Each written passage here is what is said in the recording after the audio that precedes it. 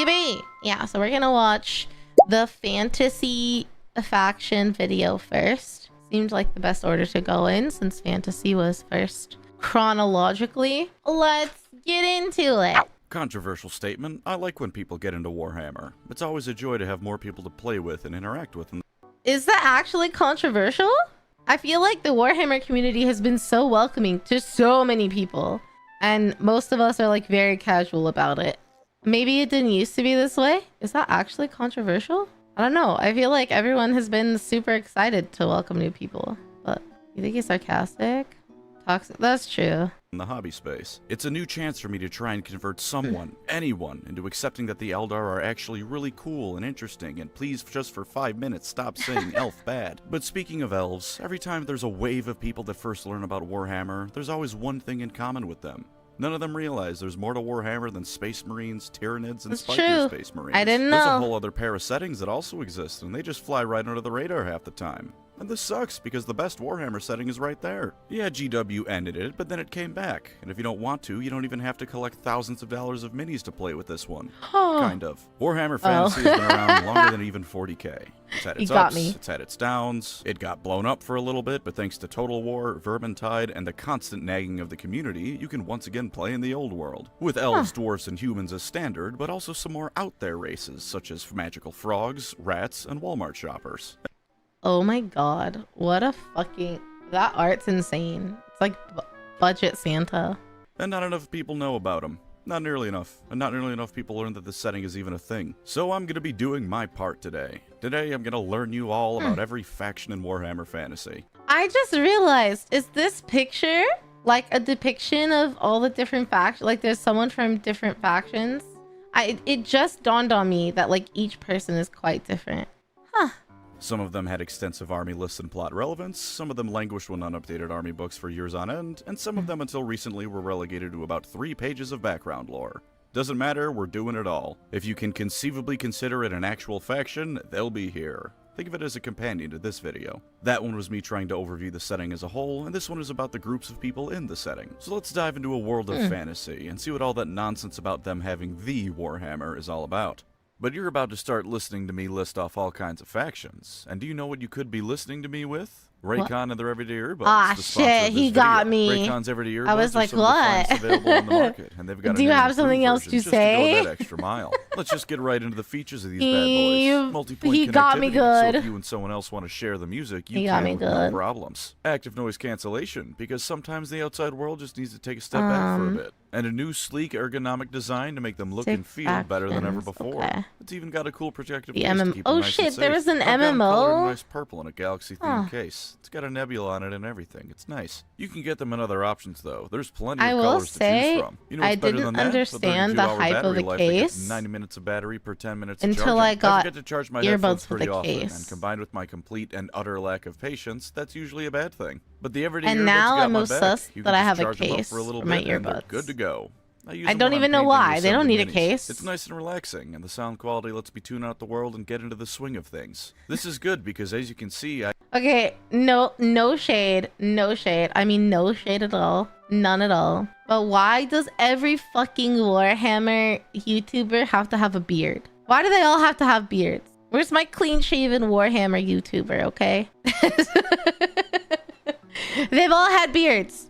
Actually, wait, our duo from last week did they? I don't think they did. Have some respect. It spawns when you build your first mini. Fuck. Does that mean I'm gonna get a beard?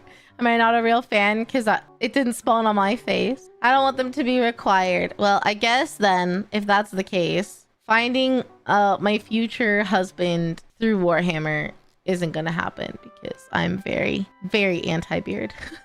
I mean, you do you. You wear what you want. You be comfortable and happy with how you are. However, if you have a beard, just know that you're off limits to me. Have you tried finding a fan that's a woman? There's so many. I know so many VTubers that like Warhammer, and they're women. Like Sunny, for example. She's been super into it. I don't want a neck beard. Don't tell me. I have a lot of minis to work on, but even with your own shopping I needs, still you need can to finish enjoy my the minis Raycon too. Everyday Earbuds. Click the link in the description or go to buyraycon.com/pancreasnowork to get 50% off you don't your have to Raycon have a purchase, plus beard. free shipping. They're already half the price of other brands, and with my link, My you can get them father's at an even old better and he doesn't price. have a beard. Spice up how you listen to music, podcasts, and more with Raycon's Everyday Earbuds. Now then, let's... If a man's not willing to shave for you, there's a problem. No, but like, I don't like to enforce the double standard, okay? If I say I don't like a beard and like they have a beard, I don't think it's fair for me to be like, you need to shave for me. Because then what if they're like, well, I don't like your hair long, so you need to cut it short for me. Like, I don't want to cut it short. Yeah, exactly. Like, I don't think it's fair for any partner to be like, well, I don't like this like something like that, like a beard or haircut, or it would be like if a man was like, I don't like if you let your leg hair grow out too much. Can you shave it every day? It's like, no, I shave it when I want to. Like, it's something like that. Like, I don't know. I don't like those kind of ultimatums, like, if that makes sense. So I don't really support the whole, like, oh, you have to do this because I want you to look this way kind of thing. I think when you're in the right relationship with someone, you want to do those things because you want to be more attractive for your partner and you want to make them happy and you want to like excite them and stuff. Like when you care a little bit more about your appearance for the other person. Let's talk about where it all began. Orcs and goblins. Orc spelled with a C, by the way, not a K. But Why? across the board, the greenskins of Warhammer Fantasy aren't that different from the ones in 40k, which is why we're starting with them. They like to fight, they're mushroom people, they're green. If you took an orc from 40k and put him in a greenskin tribe in Fantasy, he probably wouldn't be able to tell the difference. Might wonder why no one has a decent Shuda hanging around, but he'd be content with his life regardless. He might even be happier, because these orcs have characters like Grimgor instead of Ghazghkull. There are no thinking and tactics for Grimgor, only beating everything near him to death. The greenskins used to have some pretty different lore, being closer to D&D than anything else. They had half-orcs, and they didn't reproduce with mushroom spores. Then as time went on, that was moved away from, and eventually we came to where we are now in the old world. That being that the orcs hopped a ride with the old ones' ships when they came to the Warhammer Fantasy world.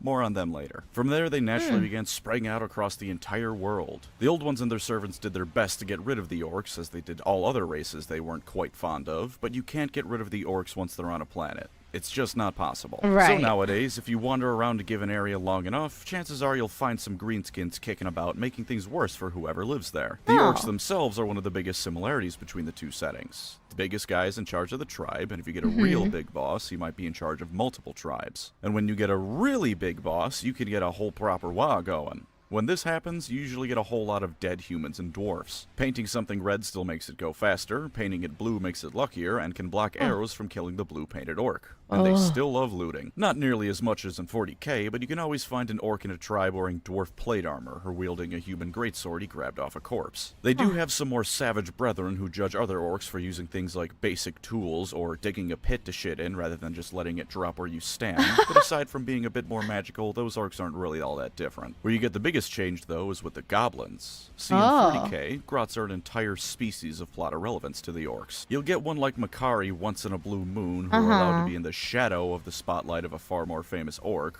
but the goblins in fantasy are an actual threat all by themselves. Wow, okay, this is super interesting. So the orcs in 40k are essentially the same as the orcs in fantasy.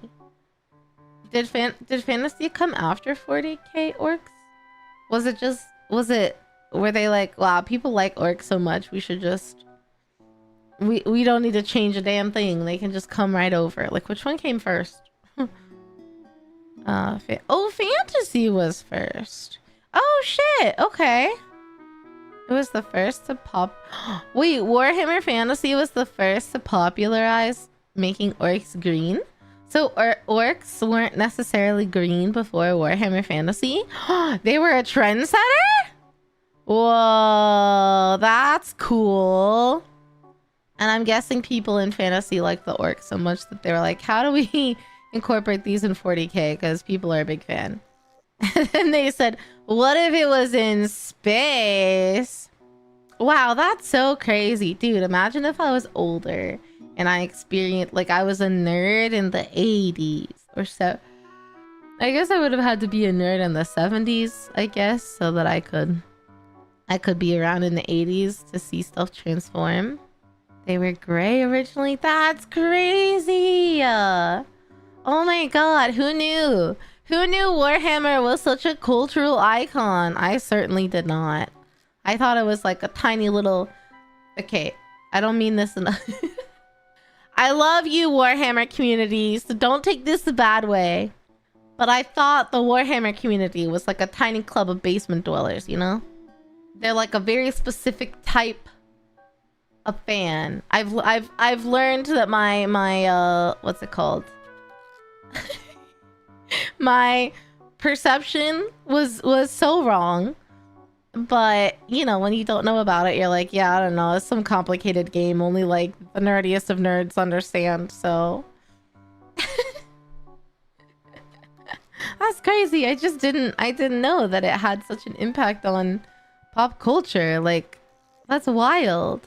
Sure, they're still cowardly and will refuse a stand-up fight unless they outnumber the enemy 40-1. Sure, they're still kicked around by the orcs and are used to do all the manual construction stuff. And sure, they're still slightly smarter than the orcs, so anything resembling any actual construction or research is done by them. But every now and then, not often, but every now and then, you get a goblin who's a cut above the rest. And when that happens, everyone's in trouble. The goblins are cunning little buggers. They know in a straight-up fight they're gonna lose, so they'll wait till the biggest orc around is sleeping and slit his throat, or poison his food, or convince him there's something shiny in a nearby cave filled with hungry trolls. And sometimes, if they're really insane, they'll overdose on literally magic mushrooms, and when they come back to reality, they've slaughtered every orc in charge in a manic frenzy. Oh my now, instead god. of a big green moron who just about knows which way is forward leading the army, you have someone like Skarsnik leading an orc army. A green little Sun Tzu who's gonna run circles around you and your entire military. Or you can get one that pretty much just lucks into the position, like Ron the Paunch, hallowed be his girth. Instead of being clever, he just got incredibly lucky and was forced to eat troll meat. Instead of exploding, which is normally what happens when you do that, he just kept growing alongside it. 3 things happened. 1, he got so incredibly fat he'd beat rival orcs by sitting on them.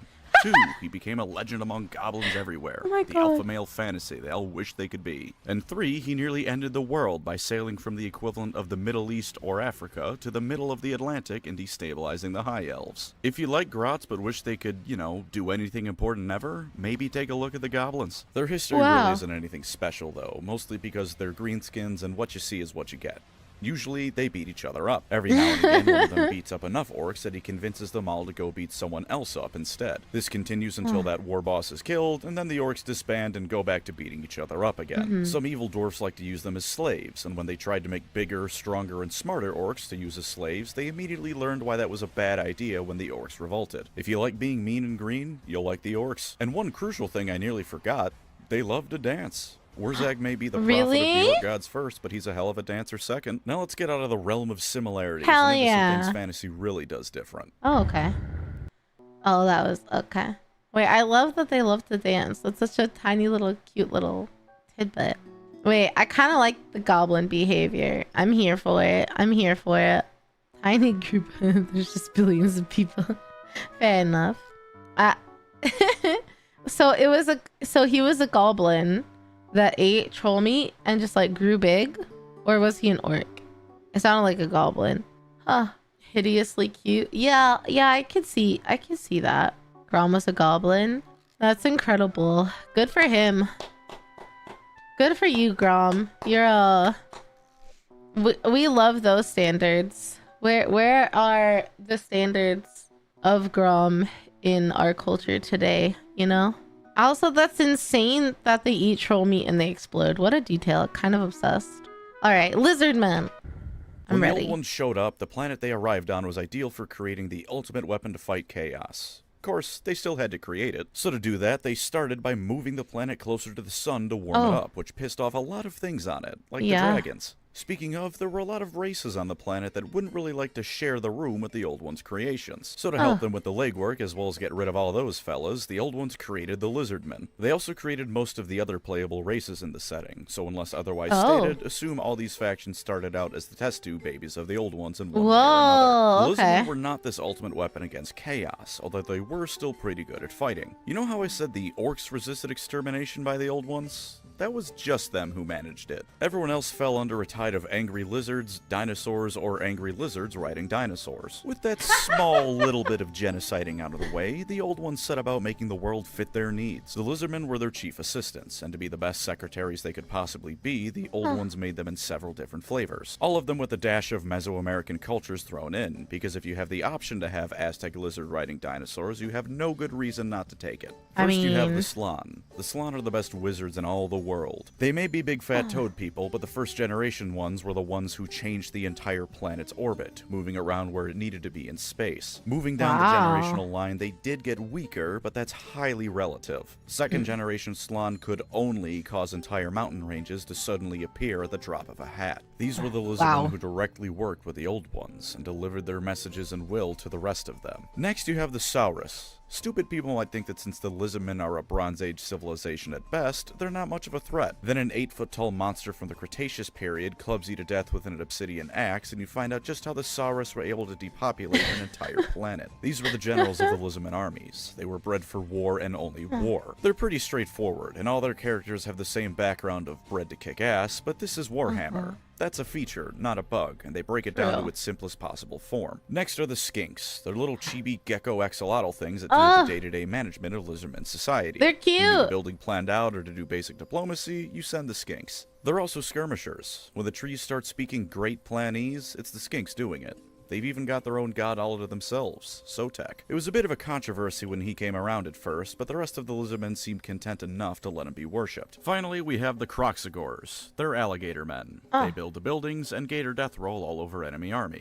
That's it, but that's all they need to do. When Chaos first came and the Old Ones fled, the Lizardmen had to figure out how to not only survive, but continue the Old Ones' work in their absence, which they kind of, sort of have been pulling off a little bit. They held off the invasion at the cost of almost all the first Slan and most of their spawning pools, turning them into a very numerically disadvantaged race. Not that this stops them from still sometimes rampaging across the world, but they are largely held up in the jungles of Lustria nowadays, also known as South America, because Warhammer Fantasy is just Earth if someone with really shaky hands drew a map of it. They're isolationists, the Slan will spend centuries at a time meditating on the few plaques the Old Ones have left, and they really hate when tourists come to Lustria because it's usually to steal those plaques. They're all gold, you see, because gold doesn't tarnish or rust. Convenient for writing things down in a jungle, less convenient when all the warm bloods come to steal the shiny stuff. If you see a Lizardman army, you're either screwed because the Great Plan dictates your death, or screwed because you're somewhere they don't think you should be. Very simple faction, but again, that's a positive. Sometimes being dino-brained is the way to go.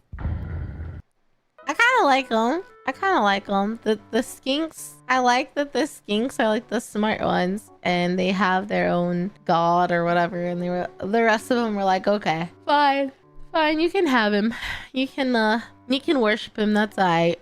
Dragons are the few native creatures that survive. Oh, the Skinks are the managers.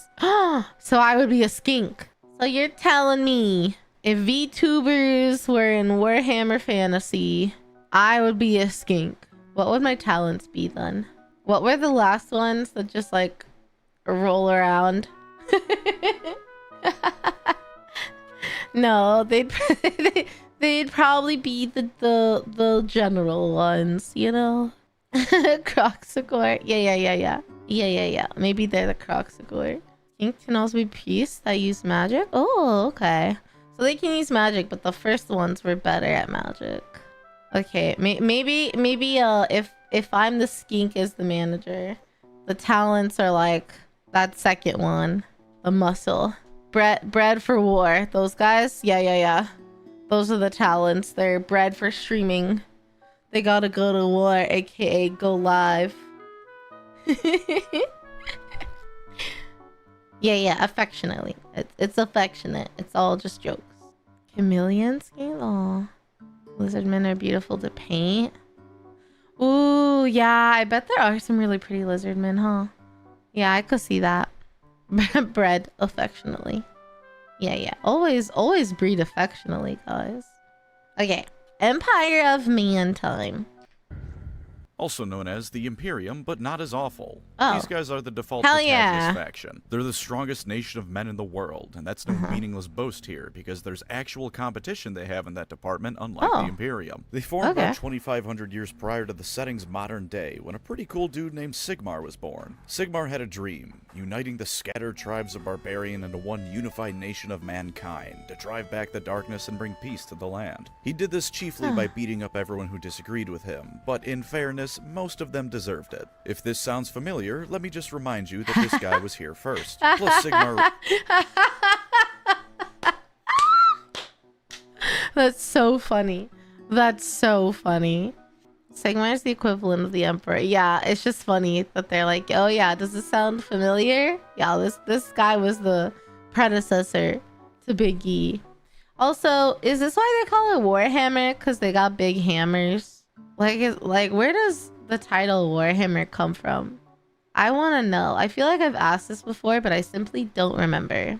Realize that outright killing everyone just because they disagree with you is perhaps a bad idea that will lead to problems later down the line, so he settled for only beating them up. Sigmar didn't just beat up people, though. He also beat up a lot of orcs. Like, a whole lot of orcs. Oh, shit. So many orcs that the dwarfs swore eternal friendship with mankind, because if Sigmar is so kick-ass, surely the rest of humanity can't be that bad either. He united most of the tribes of man in the area, and you better believe I'll come back to the most later, and formed the Empire of Man. 50 years later, he just up and left. A little bit after that, he became a god, and the Empire soon worshipped Sigmar as the chief god of their pantheon. The Empire is pretty unique as far as fantasy factions go. Usually a fantasy setting will reach the medieval era, and then very explicitly never move past that for the next trillion years of its history. The Empire isn't like that. When Sigmar was doing his thing, it was barely the Iron Age. The dwarves giving them steel weapons every now and then was considered the height of technological advancement. Nowadays, 2,500 years later, the Empire has tanks. Good tanks? Yeah. Look, for a Renaissance age civilization, tanks are pretty damn impressive no matter how good they actually are. That's cool. There's actually progression. Mechanical horses, and countless other things that make you wonder if the book you're reading was put in the fantasy section by mistake. They also have wizards who scam people out of $50 for the thrill of it, politicians who constantly need to be wrangled by the one competent guy in the entire government, and enough floppy hats to arm the entire Holy Roman Empire with. They're still normal people, though. The three things that make the Empire great aren't genetically modified super soldiers, or lost technological secrets from a golden age, or even the direct intervention of their gods. It's faith, steel, and gunpowder. A whole lot of each. Give a man a halberd, a cause to fight for, and his friends by his side, and it turns out you can push back even the most determined of evil murder Vikings time and time again. Most Warhammer Fantasy books follow the Imperial characters around, and you get a good feel for just how fleshed out this land is through them. You've got the Heartlands, sure, places like Altdorf, where it's interconnected with the wider world, magic runs through the very city through its colleges of magic, and elves and dwarves can be seen regularly. Then you have backwater shitholes like Ostermark, where the people are outnumbered by everything nearby that wants to kill them, and guns are still a scary black magic invention for a good half the population. Or Everland, whose most noticeable trait is that they hunt halflings for sport there. There's halflings in the Empire, by the way. They can vote on the next emperor because they baked a previous one a really good meal. They also had a civil war over pie. Don't be a halfling in Everland. They had a civil war over pie? These kind of sound like these kind of sound like my kind of people. If they're so serious over their pie that they start a civil war, I don't know. I kind of like them. I kind of like them. The hobbits. Oh, are they kind of like hobbits? Yeah, I guess I could see that. Very British thing. I would fight. That's what I'm saying.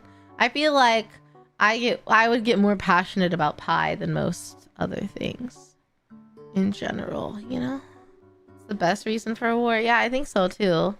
I think it's kind of cute though that they're like, yeah, you can vote because you made me a really good dinner that one day, so you deserve the power.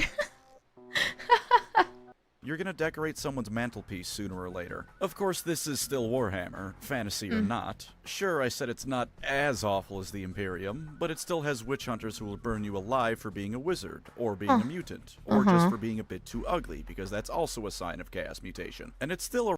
Oh no, we'd all be dead. We all would have been burned alive. I'm kidding. Actually, you guys, I'm sure, are all beautiful people because you're here. So you would have lived and thrived and definitely not been burned for being a witch because you're too ugly. Wouldn't have been you. Couldn't have been you. It would have been all the people that leave negative comments on videos. Those are the people that are ugly and would have burned. Renaissance Age civilization. For 90% of people, this means it's a medieval civilization, but you might see more pretty statues and paintings than your ancestors did. You're still probably gonna die of the water making you poop too much. They're bordered by the undead, beastmen are everywhere once you leave the city limits, and worst of all, they have people who have sex with horses for neighbors. The Empire is constantly on the defense. From orcs, from chaos, from beastmen, which are a different kind of chaos, and really anyone else who's feeling a bit bored that day. But the Are we just glossing over that? That feels like they didn't need to make that a necessary detail, but I guess if I remember that this is a Warhammer, there's probably been worse details.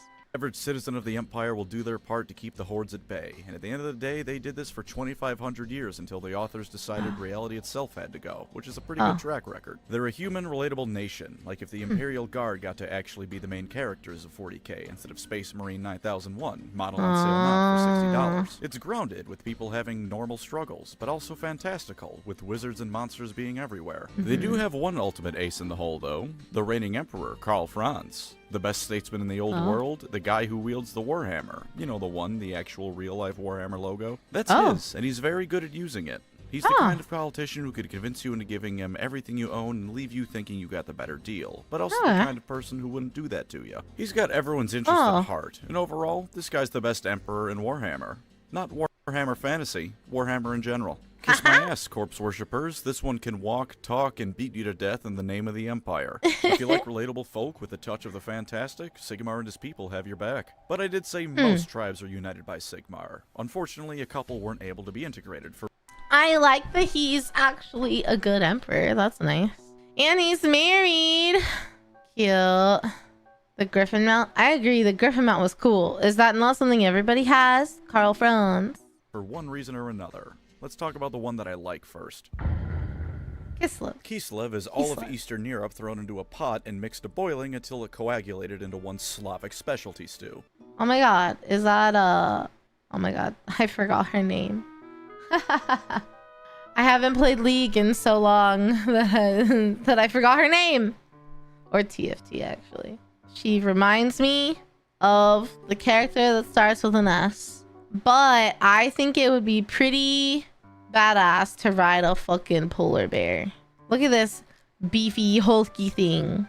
I don't know. I feel like that'd be kinda sick. You're gonna say Elsa? No. What is her name? Yeah, Sejuani. That's the one. We got Sejuani and Warhammer. He raised the griffin? Dude, that's fucking cool. He didn't have a beard, just. He did have a butt chin, though. You know. Karl raised the griffin as a baby? I freaking love that. That's so good. So good. He has to make the dwarves and high elves to go along against a common enemy. We're a fan. Big fan of Deathclaw, for sure.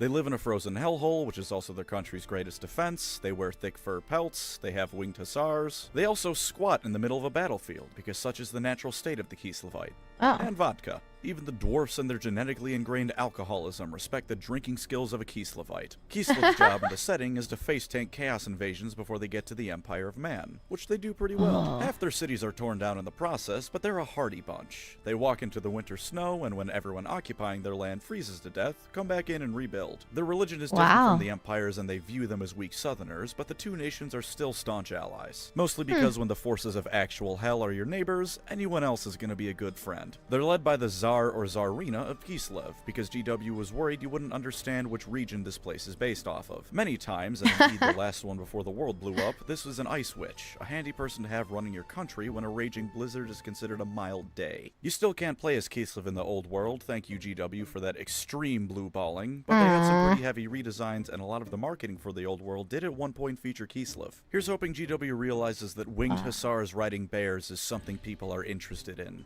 It's Shame so that cool. sentence needs to be said. I don't know why anyone would ever need to be told that. Blat.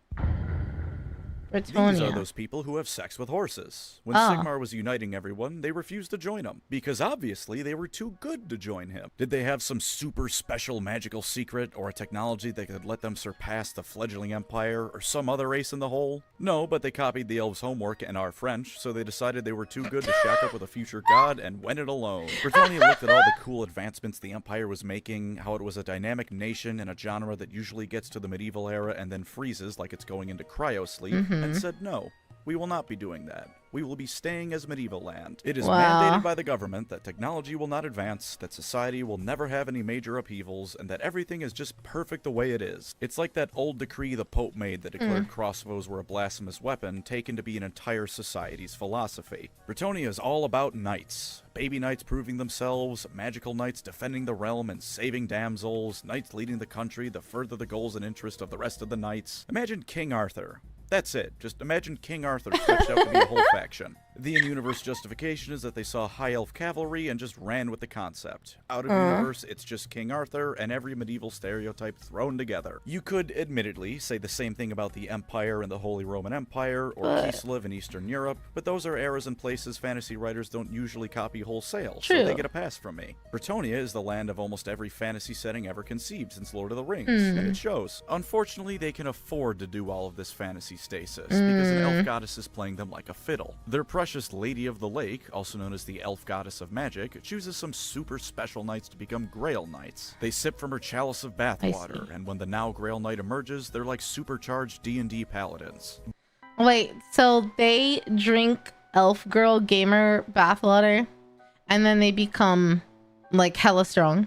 It's headcanon now for me that they drink gamer girl bathwater from their fancy schmancy elf girl, and then they get strong. That's crazy, and I kind of love it.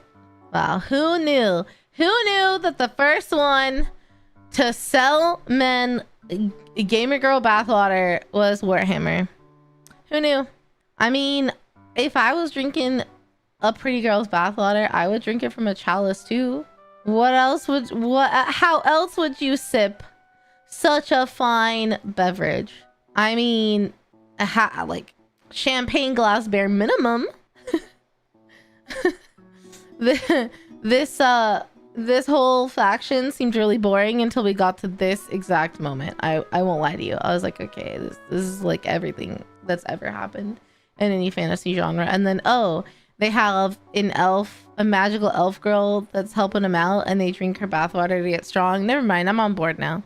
Bullets are an inconvenience, their armor is magically toughened, and their mounts never tire, so until the Empire invents the Gatling gun, they're able to keep being aggressive backwater dickweeds. In older lore they were tolerable, but in modern lore someone must have felt they weren't angsty enough and made them nice and extra oppressive. The peasants are honored if the noble allows them to have 3 pennies a week instead of 2, ladies who aren't magical are property because medieval times, and social mobility is a punchline. I hope you like medieval medicine. The Empire's medicine already isn't that great. Brettonian medicine is the kind of thing that has a 300% fatality rate. And horses. Everyone has a horse. Even the lowliest peasants have a horse that more often than not eats and lives better than they do. I like horses, but I don't like them that much. If you've ever been to medieval times and made that your entire personality, Brettonia is a good faction for you. Because God is real and hates me, they're also one of the starter factions of the old world, so getting into Warhammer Fantasy nowadays is pound for pound fairly easily done with Brettonia. In all honesty, pick them if you like them. It is on some level cool, because for as much shit as I was giving them for being generic and bland knights are cool. There's a reason every 5-year-old wants to be a knight and not a Landsknecht. I mean, for God's sakes, just trying to say that word is difficult. Oh my god. Okay, the Cathan are next. Goody Knight seems boring. Oh, but what if we tell you they worship an elf who sells her bathwater to them? Go on. She is the Lady of the Lake, and what is a lake if not a giant bath? True! True and Beast. Kind of, they're like the original Sims. If you guys wouldn't want to drink my bathwater, are you even a fan? I'm kidding. You don't. Please don't answer that question, actually. Oh, they're a new faction with models. Oh, okay. So in the AOS video, we'll probably hear about them too. Okay, so we all hate Brettonia. Got it. The other army GW has refused to put onto the tabletop despite already having a direct hand in reworking them for Total War. Did you know there's a fully fleshed out Cathan army book for GW developed? You can't have it because funds not allowed.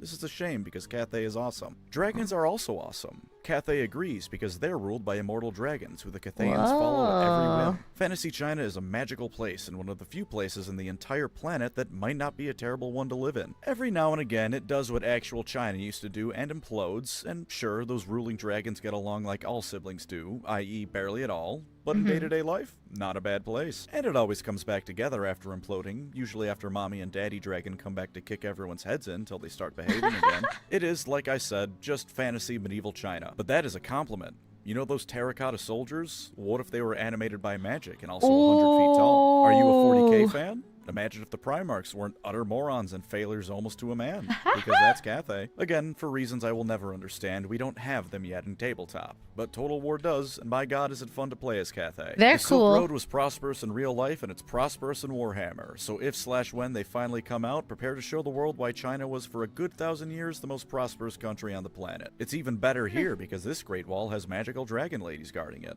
Oh, Cathay is also near the countries of Nippon, Ind, and Koresh.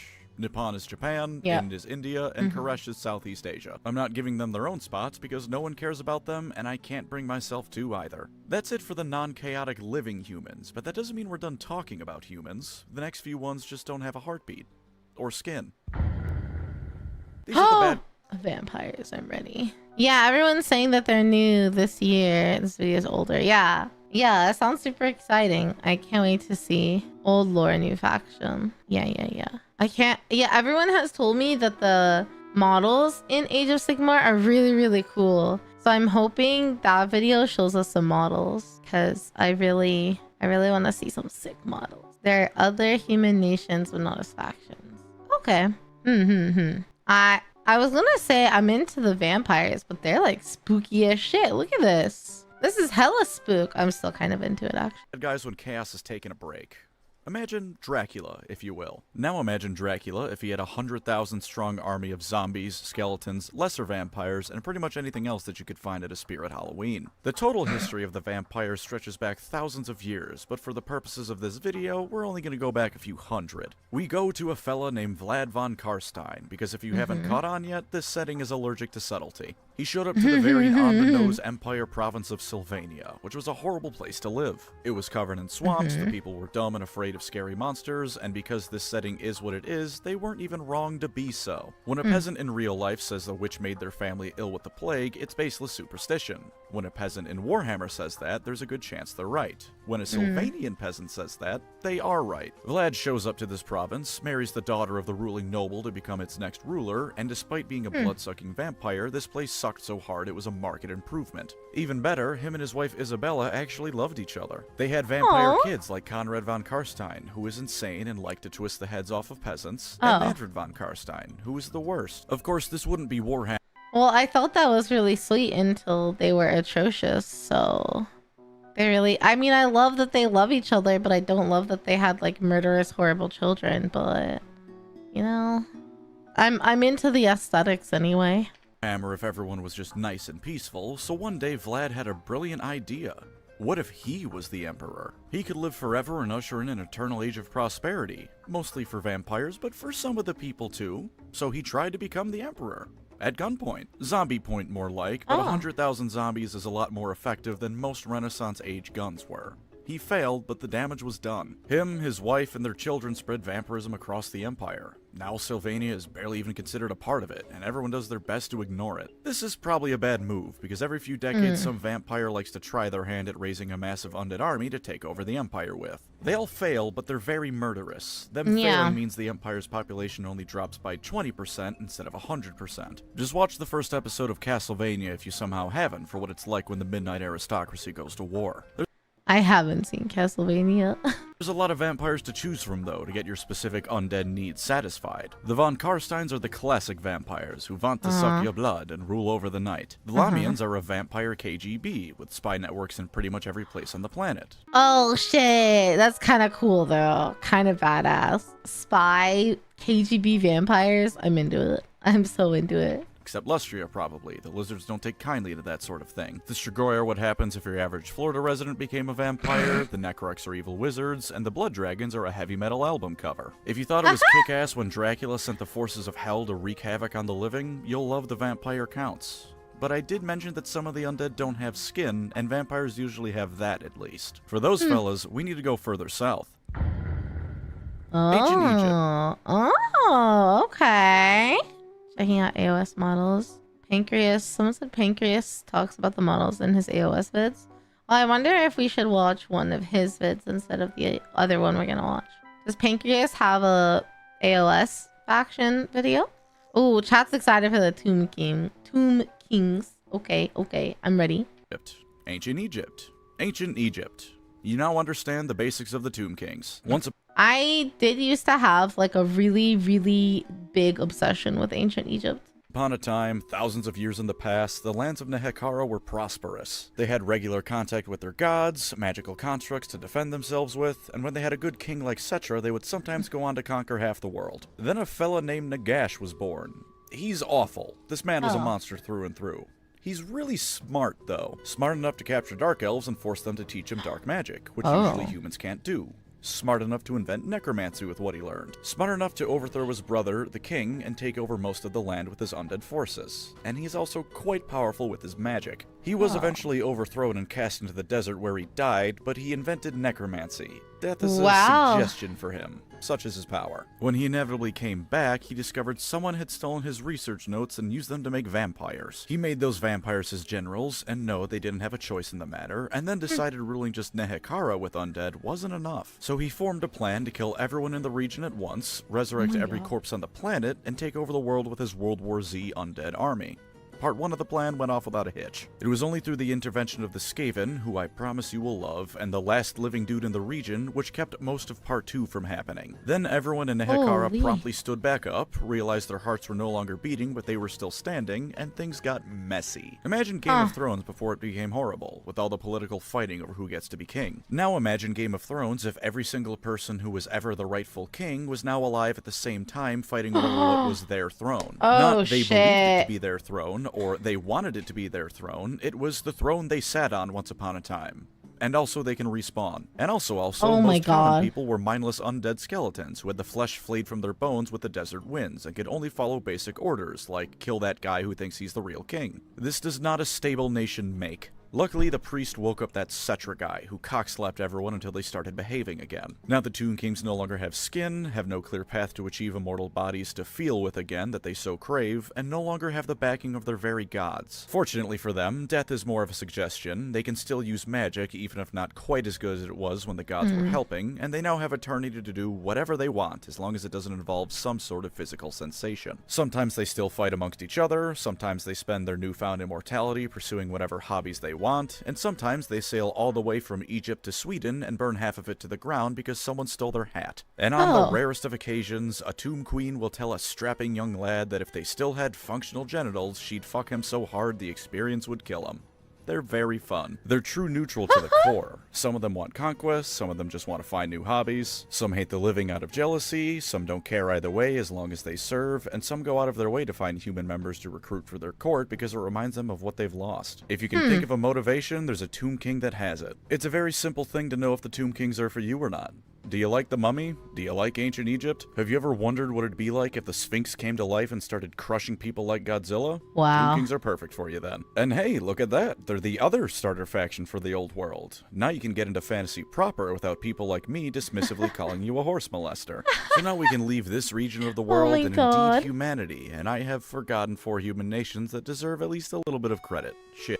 Nagash is one of the things that's in both Old World and AOS.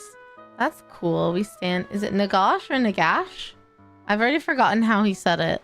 Necro Sphinx is really cool. There's a model for it though. Wow. Tomb Kings were Necrons before Necrons. 40k Necrons were modeled a lot. Tomb Kings seem cooler than the Necrons though. Not that I really know that much about the Necrons. I haven't like deep dived into the Necrons, but funny. Nagash.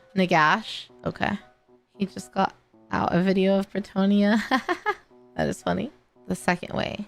So gash like a wound. Nagash. Okay. Isn't as important as 40k, so they're able to do more wacky stuff. I'm into it though. Everyone agrees on the Tomb Kings being cooler than the Necrons. Okay. I'm glad I didn't have to like anger the whole fandom with that comment. Shit.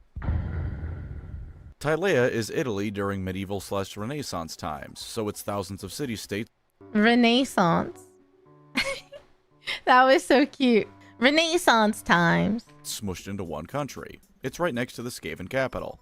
There are worse places to live. Estalia is Spain without the colonial empire. Both of these places say they're the first civilized nation in the old world, which the empire disputes. The border princes are the land of whatever the hell you want it to be. It is an excuse to make your own homebrew army, and they fight orcs more than anything. Most of the people there are either fleeing from the empire, leaving the empire in a futile attempt to make it big, and petty nobles. Araby is exactly what you think it is. Turn Aladdin into a war game faction, but only a background faction. And if you think that's me being dismissive of it, do please read about Sultan Jafar's military campaign against the old world. It's actually got advanced medicine, science, and magical practices and theories, but I can guarantee the only thing you're going to remember about this place is Sultan Jafar. Okay. Could you guys have guessed that I was a basic bitch who always plays an elf in a game where you have an option to play an elf? Would you have assumed that I may or may not be a fan of elves? I mean, that I may have been a fan of elves, because I am always an elf-loving kind of bitch, you know? You put some pointy ears on someone and it gets me. It gets me. I don't know what it is. I don't know what it is about the pointy ears and the magic and usually the smartness.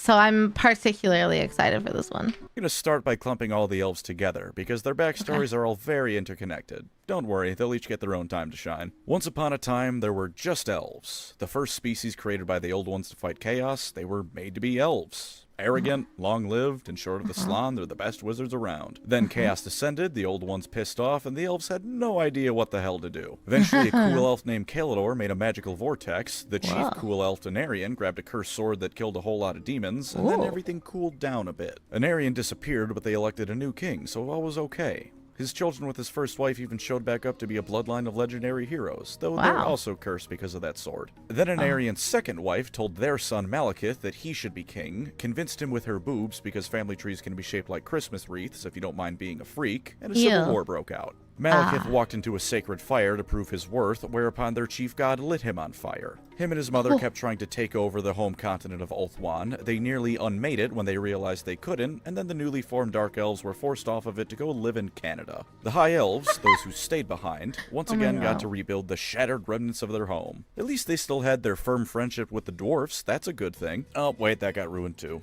But don't feel too bad, the High Elf King ruined that one for them himself by being the worst. That one wasn't an unfortunate tragedy. It was a self-imposed unfortunate tragedy. The dwarfs and the High Elves fought fantasy World War I, and it was pretty miserable for everyone involved. Picking a victor is sort of meaningless because both groups were pretty thoroughly wrecked by the event, and the High Elves had to return home when the Dark Elves began the first of many invasion attempts to retake Ulthuan. So okay, I know the Dark Elves kind of sounded fucked up, but at least in that art, they looked really fucking cool. some High Elves didn't go home and sheltered in a magical forest called Athel Loren instead. Now we have our third group of elves, the Wood Elves. Wood Elves. The Wood Elves are the easiest of the subgroups to explain. They sit in their magical forest and are insane. Sometimes people walk into the magical forest. It's safe to assume that unless stated otherwise, they do not come back out of the magical forest. Sometimes even if you come out of the magical forest, you find that 1,000 years have passed since you entered, and every single one of those years catches up with you as you age to dust within minutes. Aside from that, though, your first instinct might be that these are stupid, uninspired, lame D&D Wood Elves who love nature and harmony and trees. And in fairness, they do love all those things. It's just that these trees are 50 feet tall, mobile, have a craving for the suffering of mankind, and the Wood Elves will invite peasants to feasts to fatten them up for the forest spirits. They don't give a rat's ass about the outside world aside from how it might affect their perfect little lives inside the forest. There are a few scattered enclaves of them across the world that are a bit friendlier, but the general motivation of the Wood Elves is getting other people to get the hell off of their lawn. And when the lawn can come to life and devour you alive, it's a pretty easy task to do that. They also gaslight the Brettonians into thinking their goddess isn't an elf one, although as it turns out later on, the extent of the elven gaslighting goes even further beyond their understanding. They're led by the avatars of 2 of the elf gods, naturally the ones that are focused on nature because wood elf. The king likes to rampage across Brettonia every now and again for funsies, and the queen sometimes says don't do that, sometimes doesn't care, and sometimes encourages it when she's in a feisty mood. They're not my thing, truth be told, but I can't respect the idea of wanting to be left alone for all eternity. So if you too cringe inside a little bit whenever you get a text message or a Discord DM, these guys might be for you. I like it. I like that they're not so typical. They're a little different than I feel like you usually expect the wood elf to be. I got 3 flavors of elves. So wood elves and the high elves we're about to talk about. The original Dami Mommy of Warhammer Marathi. Turbo racist elves. They're cool but not good people. The high elves that we're about to talk about. The trees are their own faction. That's really cool. Huh. Malekith, the literal motherfucker. True. The High Elves are the ones that stayed on Ulthuan and remained much the same throughout. And like I said, the old ones sure as hell made them to be elves. Long-lived, magical, arrogant, and because they live for thousands of years, they're real good at what they do. Some of their swordsmen have been practicing for so long that they take into account the weight of their eyelashes when they swing. You're not beating them. Wow. And sure enough, the history of the High Elves is the history of them sailing out from their homeland to go stop most of the problems the world faces. They taught humanity how to use magic properly, they keep excess magic from saturating the world, and they have a habit of showing up just as they're needed to stop things from getting completely out of hand. That's cool. There's a High Elf who destroyed orc warbands that have been rampaging since the dawn of time and was so good at it that he gave the entire elven race a reputation amongst the greenskins for being good fighters. All of this because a fat goblin burned down his house. And of course, Teclis, my beloved. Is there a 10,000 strong army of orcs, dark elves, or worse bearing down on you? Well, with a wave of his staff and a flick of his wrist, there is now a new crater. He's a real cool guy like that, and he's not even that arrogant. The flip side to balance this glazing session I've just done is that they do actually have weaknesses to go along with all that. They reproduce slowly, and in a wargame setting, that's the mark of death. Every death in battle is a hindrance, although at least compared to 40k, they aren't outright dying. They're on the watch list for being endangered rather than being endangered outright. And magic being so innate to them means that when something with it goes wrong, they feel it and are affected by it more acutely than most. Like when their magical queen is sad. Their entire homeland's climate is tied to her emotions. And like any living being that isn't a psychopath, she is sad when a great amount of her people die. So when Malekith decides today is as good a day as any to get 1 million people killed trying to retake his homeland again, it really sucks to live in the same country as her. They're also physically frail, which isn't the biggest weakness in the world, but you'll definitely notice it when an orc is bearing down on them. They've also got a bit of a species-wide depression thing going on too. When you live functionally forever, you get a long time to get a real feel for what the world is like. And as it turns out, this world kinda sucks. They just don't have time to recuperate from any of their constant losses. The world is in danger, the High Elves sail out to fix the issue, and then the world is immediately in danger again. Add on to that some more standard elven weaknesses, like their old age, meaning they don't always adapt to new things well, and you've got a race that has a bit of a deadline attached to it. Mankind is inventing guns, tanks, and more, and the elves think the bow and arrow remains the height of warfare. To their credit, though, they're damn good with that bow and arrow, especially when it's a magical lightsaber bow and arrow. And dragons. Cool. The High Elves are best friends of almost every dragon that isn't from Cathan. Dragons are scary in a fight, and let's be honest with ourselves. If a dragon declared your hometown to be the best thing ever and made sure to always visit and help out when it was in trouble, you'd have an ego the size of Mount Everest too. Overall, if you like elves, you'll like these guys. Even if you don't like elves or only associate Warhammer's elves with the Eldar, the High Elves' ability to actually put their money where their mouth is might win you over. And if nothing else, there's an elf character named Aletha Nar who skins dark elves alive because he just hates them that much. Wow. And is overall Michael Myers if he had pointy ears and special forces training. That's hard to get more crazy. unelven than that guy. Speaking of ego, though, Dark elf. take the stereotypical elven arrogance, or if you're not a big fan of the race, elven racism. Now jack it up to the logical extreme endpoint of the concept so that they don't only think they're the best, they think of all other races as vermin that should either serve them as slaves, be hunted for sport, or outright eradicated. Welcome to Nagaroth, friends. It only goes downhill from there. Warhammer North America sucks. It's home to the Dark Elves after they got kicked out of their old home, and the entire thing is either a frozen hellhole, a desert hellhole, or a frozen hellhole bordering actual hell. There's something called the Altar of Ultimate Darkness inside of this place. Do you think anyone that lives here is gonna be nice? Sure enough.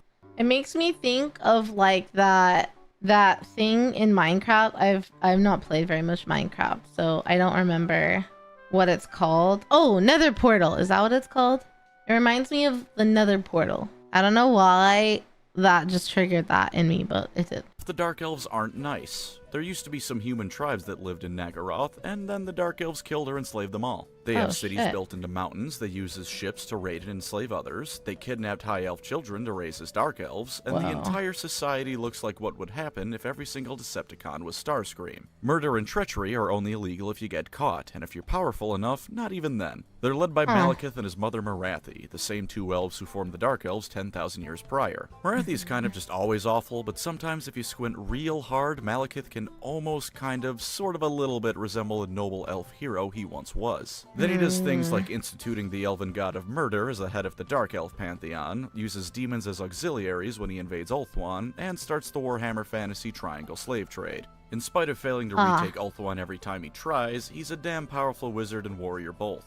He's just Darth Vader, actually. He's even got the suit of armor that helps keep him alive because he was severely burned. And who can forget his mommy issues? Although I don't think Anakin ever piped his mother, so a little bit different there. There is no height of cruelty that Dark Elves don't aspire to. Acting nice gets you killed because it clearly means you're weak. Admitting you're a bit tired or injured gets you killed because if you were strong, you wouldn't be injured. So clearly you're weak and someone else more fitting should take your spot. They don't have as many dragon allies, and the ones they do are corrupted by dark magic, so they just grab whatever monstrosity they can find in the Midwest and put it in chains until it's time for battle. Much like their cousins in space, if you find you're about to be captured by them, it's probably best to just off yourself. They may not have quite as exotic measures of torturing you, but they make up for it with a real go-getter attitude in the field of human rights violations. There's a holiday called Blood Night. The cult of the god of murder goes around and kidnaps people to murder. They steal elven girls to be trained as witch elves like them, and they throw elven boys in a cauldron of boiling blood. If they survive, they get trained as an assassin. I don't think a concrete statistic has ever been given, but you can assume that not many people survive this. If you like being edgy, either ironically or because you think suffering is inherently deep, you'll like the Druchii. I can already feel the viewer retention going down, though, from how long I've been talking about elves, so how about we move to their polar opposites?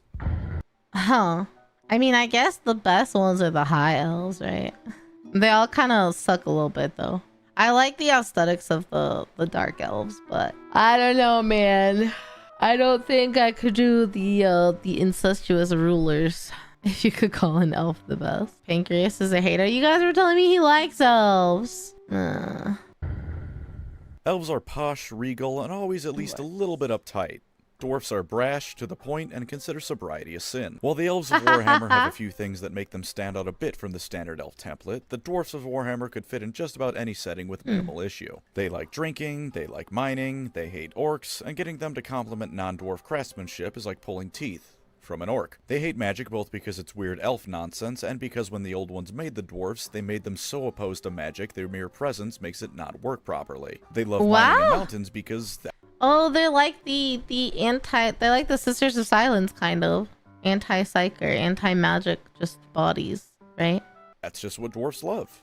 They do have three things that make them stand out, though. First is that it's pronounced dwarfs, not dwarves. Second is that these dwarves are industrious little fellas. They've discovered oil and how to use it, and with it make helicopters, trains, and more. While humanity has galleons with cannons and the elves have either magical dragon ships or city-sized slave ships, the dwarfs have ironclads, submarines, and aircraft carriers. They hate using them because no proper dwarf would ever be happy with anything but solid earth under their feet, but they have them. They're slow to change to the point that anything less than 500 years old gets you complained at if you suggest using it, but at least some of them understand that the 20-barreled artillery piece is nice to have even if their ancestors might not approve. The second is that these dwarfs are the embodiment of the word spite. They're bitter that the other races won't just conform to proper dwarf ways. They hate orcs and goblins for ruining their once great cities. They hate the elves for that war they got into thousands of years ago. A war that ultimately started, mind you, because the dwarf diplomat forcibly had his beard shaved. There were some other factors leading up to it, but that was the final straw. I'm cracking up because of our conversation earlier about beards. Whoopsie. Teehee just casually started a whole war because I made him shave his beard off. I'm just a girl. It's not my fault. They have their own form of magic. I see. They have rune. The average dwarf doesn't know about the lizardmen much, but they'd certainly hate them too if they knew the Slann were involved in shifting some mountain ranges around that destroyed a whole lot of dwarf holds. Have you ever wronged a dwarf? Into the book you go, the Great Book of Grudges, that is. Oh, shit. Every single thing that is in some way wronged the dwarf race is put down in there. Most dwarf holds have their own personal ones for slight against them in particular. Some dwarfs have their own personal book. Even if they don't, they have photographic memory. If you've wronged them, they'll remember. It doesn't even need to be on purpose. A human town once shorted the dwarfs 2 coins by accident in exchange for some construction work. The dwarfs sent an army and killed everyone in it. If this happens to you and you try to seek some sort of retribution for this insane idea of compensation they seem to have, you're going back in the book for any harm you might cause doing it. They will spend centuries and entire military campaigns fighting wars to right grudges, and naturally anything that happens to them during these campaigns leads to more grudges, which leads to them trying to right those grudges, which causes more grudges. You know that saying about digging 2 holes when you set out for revenge? 2 holes is not nearly enough for the Dowie. And who could forget the Slayers? That grudge holding ability is wild. Say you're a dwarf, and you committed some seriously dishonorable action. Maybe your negligence led to other dwarfs getting killed. Maybe you fled at the height of a battle. Or maybe you just lost a bit too much money on a bet, or had your beard shaved against your will. In any of those cases, there's only one option available to you. Kill yourself.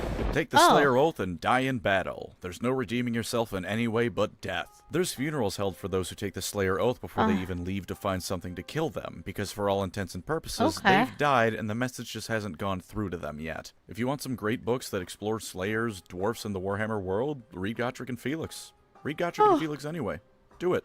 Now. While the dwarfs certainly have their work cut out for them, they've got some good stuff that makes them cool regardless. They can't use magic like wizards, so instead they grab it by the balls and hit it with a hammer until it works perfectly how they want it to with their runes. The longer their beards are, the more respected they are, and there's even a military unit called Longbeards. If their beard can touch the floor, they get equipped with some of the best armor dwarf money can buy. They've got the finest weapons in the setting, the finest armor in the setting, and while they may be slow as all hell, if they catch you, it's game over. If you like facial chair, hate change, and despise other people for being different, take a look at the dwarfs.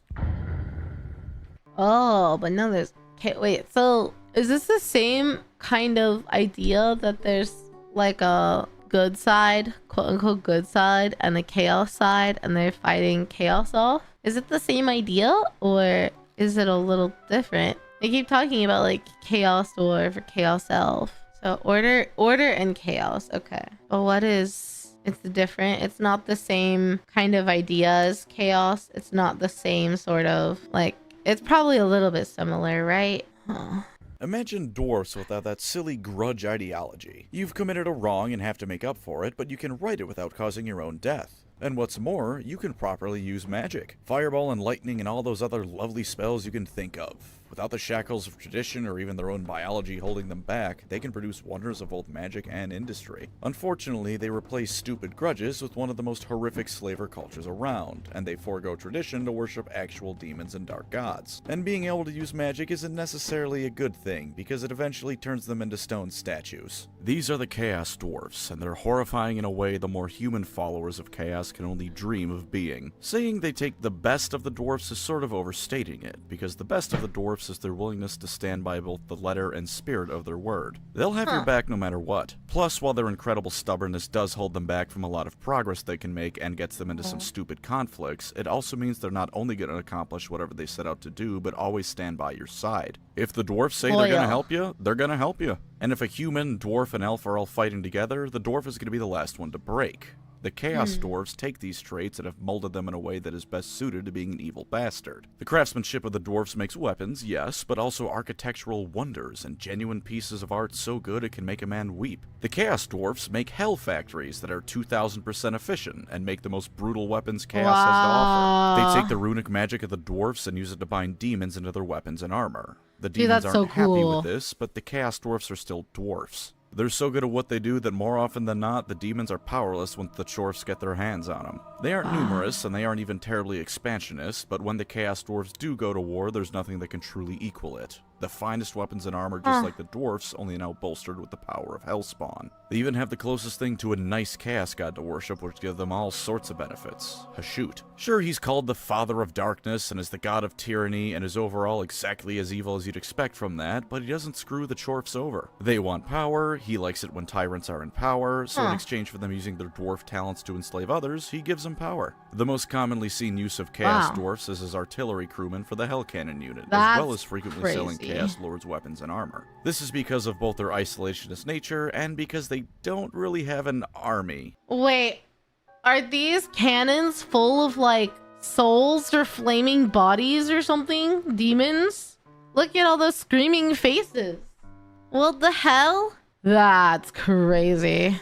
They do have legacy rules for the old world, and they have had an army, unlike Cathay, but their status as properly playable is a bit all over the place. Still though, if you don't mind legacy rules and finding either old minis or third-party ones to use, you can field a Chaos Dwarf army. So if you like the dwarfs but wish they were horrendous in every way possible, check out the Chaos Dwarfs. Just get used to people calling them chorfs. Not the most dignified nickname, that one. The ogres were the last race the old ones made before pissing off. They're resistant to chaos, tough unlike the elves, capable of changing things up quickly unlike the dwarfs, and are as ambitious and fluid as mankind. Unfortunately, the older ones couldn't quite get them to stop eating everything in sight, and never properly finished them before they left, or their homelands for that matter. When chaos invaded, the ogres were left unfinished in this state, and many became nomadic after they ate everything in whatever their first homeland was. They also ate the ancestors of the modern-day giants, who were a whole lot smarter, wiser, and powerful than the inbred alcoholic morons that giants are in Warhammer today. Things were made worse for them when they decided to migrate into Cathay, because the Dragon Emperor dropped a meteor on their homeland and blew it up. Now they had nowhere to return to, were still really hungry, and that meteor made a big hole called the Great Maw. It's a big hole in the ground with teeth, and the ogres throw food and people into it to get magical powers. They also worship a volcano and drink its lava to get fire magic. Neither of the past two sentences were made up by me. I love this setting. They're vaguely based on Mongolia, but I don't think Genghis Khan ever ate an entire city's population. Killed everyone in it, sure, but I don't think there was mass cannibalism. The ogres, though, do exactly that. Everything about them revolves around food. Their social hierarchy is in large part determined by how fat you are. They have a race of goblinoid slaves called Noblars they employ as equal parts pack mule, assistant chefs, and snacks. They go to war to eat other races' food and or the other races. One of the most common ways you'll see ogres around is as mercenaries, because while they are stupid, they're smart enough to realize being a mercenary means you can travel the world sampling all the food you can find, and you'll even get paid for the trouble. The gut is a sacred part of an ogre's body, to the point that oftentimes it's the only part of an ogre they keep protected with armor. That might sound stupid, but consider they're twice as tall, 4 times as wide, and 8 times as heavy as a normal person, and can reliably defeat demon invasions. The closest thing to an ogre's central government is Greece's Goldtooth tribe that sets up toll booths on the trading routes between Cathay and the Old World. Aside from that, though, they can be literally anywhere. They're happy to sell their services to all races, and sometimes they can even become corrupted by chaos. Being resistant to chaos, corruption, and immune to it are different things, especially if they willingly join for one reason or another. Sometimes they even embrace the cultures of the places they go willingly. An ogre isn't exactly gonna fit in an Imperial Nobles party, but are you gonna tell the 9-foot-tall slab of muscle with a racial reputation for eating people that he's being a bit of a slob? No, you aren't. And if someone does, everyone at your fancy dinner party now has some rather gruesome entertainment, while your ogre guest has dessert. Damn. The Chaos Demons are Demons of Chaos, okay. Cathay are known to use ogre mercs. Okay. pretty similar between Fantasy and 40k. They're all servants/bits of a greater god, sufficient concentrations of magic can allow them to show up, and when a wizard messes up their spell, they can manifest that way too. They want to tear down the mortal world and bring ruin to the realms of man, elf, and dwarf, all that good stuff you can expect of demons. The only real difference is how they came about. In 40k, all the Chaos Gods have birthdays. Slaanesh has the most concrete one, but the other ones at one point very much came into existence. Warped timey-wimey cop-out garbage means they've also always existed, but I don't care about that. In fantasy, they have always existed, though. They're just evil gods who exist to ruin stuff. It's how it works. Chaos came about when they broke through the portals on each of the planet's poles when the old ones overused them to ferry materials and magic to their burgeoning creations. Other than that, pretty much the same, if with a small bit more emphasis on their positive aspects. Only a small bit, though. Khorne still likes war, Nurgle still likes disease, Tzeentch still likes scheming, and Slaanesh still likes degeneracy. Same demon units, same greater demons, hell, most of the named demons are the same. Where they really shine and differentiate between settings isn't their followers. Let's get GW's least favorite child out of the way first. The Beastmen are a cross between beasts and men. Being born of chaos itself, the Dark Gods don't need to bribe them with gifts to ensure their worship. Unfortunately for them, this means the Beastmen rarely, if ever, get any gifts from the gods. They know they'll always have their worship, so they get the scraps the proper Chaos Warriors get. Given that one theory of how they came about is man and beast getting a bit too friendly with each other, I don't feel too bad for them. Don't let that fool you, though. While the nations of men consider them to be a nuisance for all but the most isolated towns, and the dwarves view them similarly, the Wood Elves know the true danger they represent. In the forest of the world, millions of them lurk, and when they go to war, entire swaths of the country are trampled underneath their hooves. They defile nature with their every step, and won't stop their savage crusade until the civilized peoples of the world exist in a constant state of being hunted by their bestial overlords. At least that's what we're told in between lore blurbs of them being butchered like the cattle they look like. For the love of God, at least the Eldar are powerful on the tabletop more often than not. The Beastmen usually suck on tabletop and in the lore. I'm trying to be a hype man for the factions here, but while I wasn't for Brettonia because I hate them, I'm not for the Beastmen because I pity them. For what it's worth, though, they are incredibly dangerous to the average person in this setting. Villages at the frontier of almost every faction are regularly under assault by Beastmen raiders, and when they gather in force, they'll be wiped off the map at a moment's notice. And since they're all part animal, they have incredibly sharp senses. If you get in a fight with one while you're traveling, it's already game over. You can probably take that one on, but the 20 or so more beelining it in your direction because they heard a fight is a different story. The Beastmen are a savage race to the point that things like intact walls drive them to frothing rage, such as their hatred for civilization. All they do in their free time is get into brutal fights amongst each other, sometimes involving one challenging another for a position in the hierarchy, but usually just to assert dominance or for fun, hunt people, and drink. They do have some forms of worship for the Chaos Gods, and they're huge. Shamans both help construct effigies and are actually revered by other beastmen as something above their common squabbling, but for the most part, they're every stereotype of barbarians squashed into one. Aside from those shamans, they have no desire to form their own culture, civilization, or cities. They just want to hunt like the beasts they are. The beastmen may be a bit of an acquired taste, but for what it's worth, I don't think I've ever seen people address beastmen players with anything but some measure of respect. While the beasts of chaos are no more, the OG beastmen of fantasy have returned to the tabletop. If you like the idea of being the savage force of nature that just wants to ruin, all the while being backed by the dark gods, the beastmen might be for you.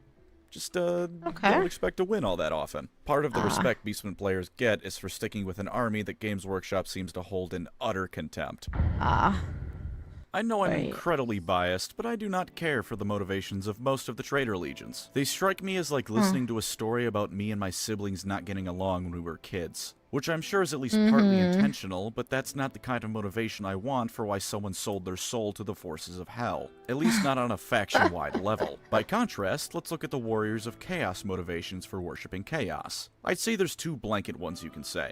The reasonable one is that they live in the barren, icy lands of Norska. Aside from the southernmost regions, permafrost covers the whole land.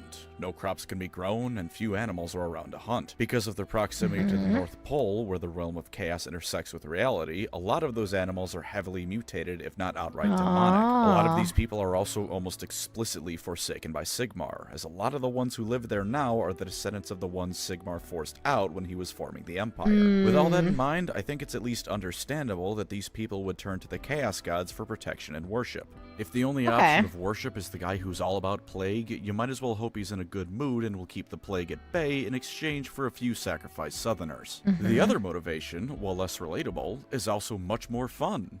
Just wanting to be an evil, powerful overlord. Why do you worship the Dark Gods? Because they give you ultra-powerful cursed armor you can use to give them more sacrifices to gain more power with. Why do you slaughter in the name of the Blood God and all the others? Because it's fun. Who gives a damn about morality? That orphanage made the mistake of being in front of you, so it obviously had to go. Oh my If the God. Blood Dragons are a heavy metal album cover, the Warriors of Chaos are every heavy metal album cover combined into one. Kill for the Dark Gods at every possible moment. Let loose your darkest desires onto the world, because you have the explicit backing of the powers that be to do so. The Norskins who live in the frozen north will make pilgrimages to the northern pole and realm of chaos to become true warriors of darkness. If they're unlucky or unworthy, Oh my God, this thing is terrifying. What is this? The best female character is Chaos aligned. Okay, then I guess I'll probably like Chaos. Just a little guy. He's so ugly. Chaos spawn. I like how Twitch chat is like, he's just a little guy, and YouTube chat is actually telling me he's a Chaos spawn. Just don't suffer a skill issue when asking the Dark Gods for power. I don't think I'll ask the Dark Elves for power. Yeah, they're a little too mutated. They'll turn into chaos spawn or demon food. If they're lucky or worthy enough, they'll become mighty chaos lords. And if they're really lucky and get just the right amount of attention from their gods, they can become demon princes of chaos. Mortal chaos beings spawn. with the blessings of the gods themselves to pillage across the world in their name. Look at this dude. He has 4 weapons visible alone, and his armor looks like he just grabbed every single bit of scrap metal around and had a demon turn it into something almost coherent to look at. If you want to play the bad guys who revel in being bad guys for the sake of it, the Warriors of Chaos have no equal. But believe it or not, these guys aren't the evilest faction. I love the Skaven. Take a rat, make it person-sized, walk on 2 legs, and fill it with hate. Now let them outnumber everyone else combined by a factor of 10, give them energy weapons and the foulest of magics, and a desire to see everyone else brought low before them. With that, you have the Skaven, and they are truly glorious. Unlike the Chaos Gods, their god of the Horned Rat has absolutely no positives. His own little territory in the realm of Chaos is the realm of Ruin. It sucks, and in there is a greater demon of his for every single Skaven, all of whom also suck. With numbers and power like they have, there's only one reason the Skaven haven't already taken over the world. The thing their god and race embodies more than anything else is the word asshole. They hate the other races for sure. They're petty and spiteful enough that even though they don't have any uses for gold, they mine it solely because it inconveniences everyone else. But they hate each other only a fraction of a fraction less than they hate everyone else. They're also all power-hungry morons who are convinced that if they were in charge, they could lead Skavendom to victory. And of course, themselves to a life of luxury and power. So one will have a plan to defeat a dwarf army, and then all his underlings immediately begin sabotaging each other to look good for the commander, sabotaging the commander to take his place, and then sabotaging themselves because they're just stupid.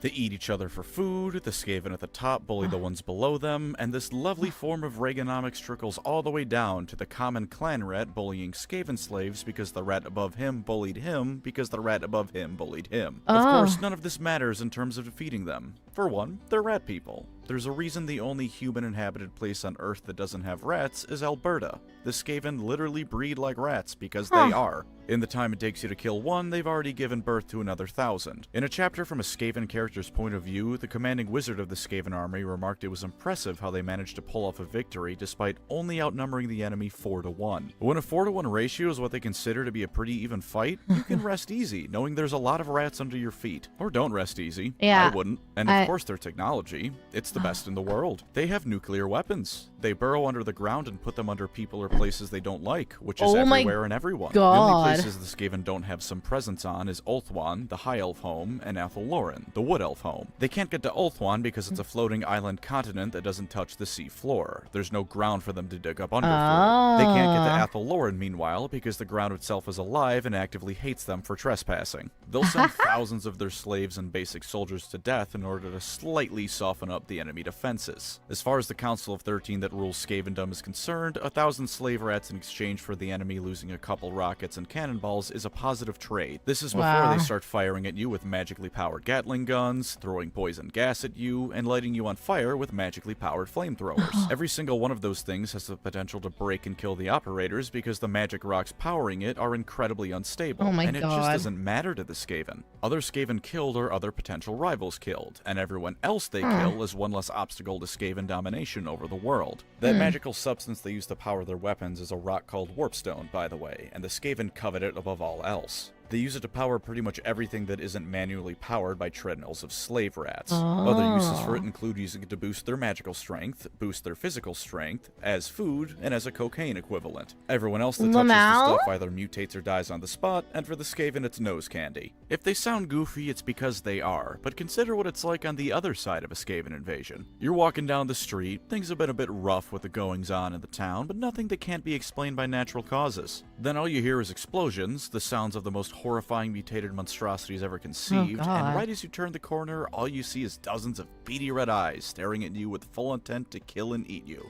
And that's if you're lucky. On the other end of things, the Skaven are horrifying. There's a lot more about the Skaven I could say, but here's a quick and easy way to know if you like them. If you despise everything about everyone around you, know for a fact you should be in charge of everyone because you're clearly right, and altruism makes you want to curl up and die, you'll like the Skaven.